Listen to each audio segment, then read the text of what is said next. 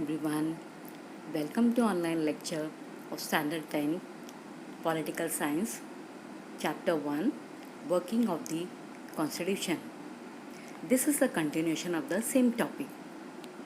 Now we move on to the new topic, Policy of Reservation of Seats.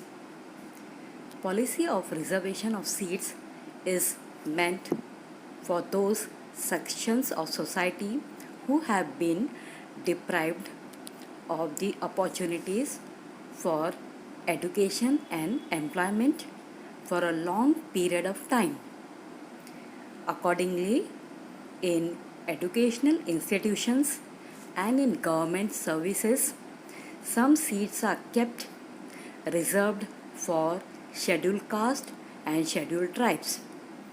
There is also a provision of reservation of seats for other backward classes. Now, next topic is the Scheduled Caste and Tribes Prevention of Atrocities Act. Atrocities means injury, cruel act. This is an important act for establishing social justice and equality. This act prevents any injustice against the people belonging to scheduled caste and scheduled tribe, and any act of atrocity committed against them is liable for punishment. Now, provisions for minorities, those who are less in number. The Indian Constitution has made several provisions for the protection of minorities. The government has adopted several policies for minorities to provide them the opportunities for education and employment. The Indian Constitution prohibits discrimination on the basis of caste, religion, race, language, and region. This is a comprehensive provision for minorities which fundamentally protects their right to equality, freedom, right against exploitation, and cultural and educational rights. Now next is laws relating to women and provisions for representation.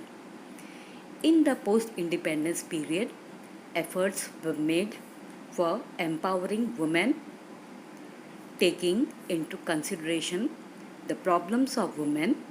Several policies have been adopted at national and international level to remove illiteracy among women and to make available opportunities for their development.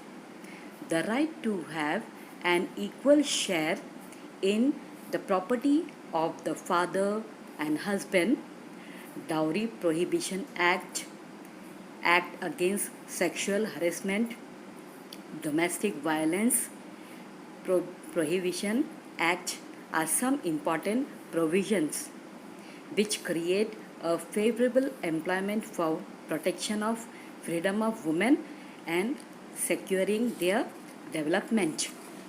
In our country, from the beginning, women have inadequate representation in politics and political institutions.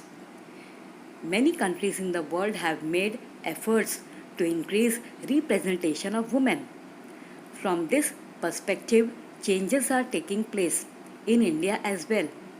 The 73rd and 74th Amendment reserved 33% of seats for women in local self-governing institutions.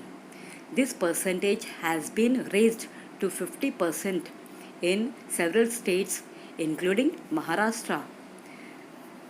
The representation of women in Lok Sabha In the year 1977, it was 19, but in the year 2014, it was 66.